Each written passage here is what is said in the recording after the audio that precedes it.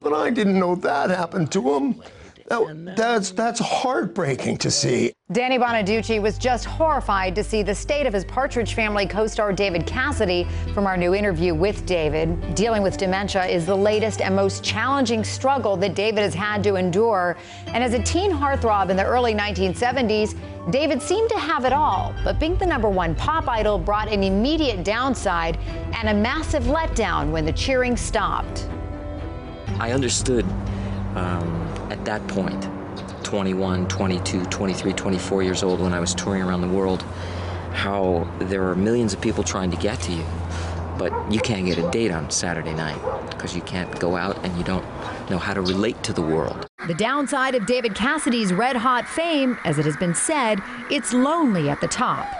Stand in front of one person and have them just say to you, "I love you." Now have them yell it at you.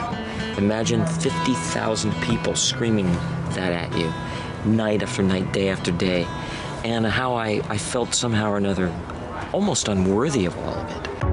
All that love from complete strangers, when all the time David was yearning for acceptance from his father, actor Jack Cassidy. That became the difficulty in becoming so successful and so loved by millions of people all over the world, when the person I cared the most about connecting with distanced from me.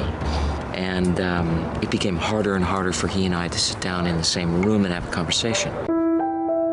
I always felt like I was this close to having him cut me completely out of his life. And the more successful and the more famous I became, the more difficult my father found it to accept me and to love me and to feel close with me. And I think he felt jealous and competitive in some ways.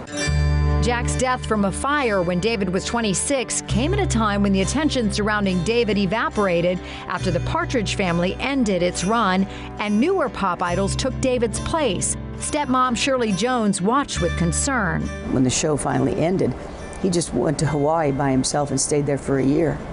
Didn't see anybody, didn't talk to anybody, you know, was trying to get himself together. And there were some real dark years for me, where I was personally lost.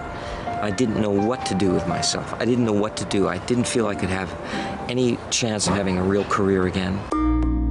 David found escape through alcohol, but not while Partridge Family co-star Danny Bonaducci was around.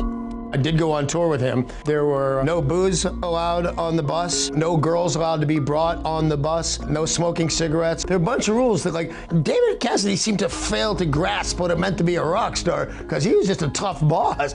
No girls, no cigarettes, and no booze on a rock star bus. Are you crazy? With the height of that rock star life behind him, David set out to build a career in the theater while pretending as if his fame never happened, thanks to the advice from one of his idols. I'm going to go out and I'm going to stand in line in the market and I'm going to go to the bank and I'm going to be a real person again. That's the only way. John Lennon and I once talked about it and he called it demystification. I'm just a real person. This is just what I do.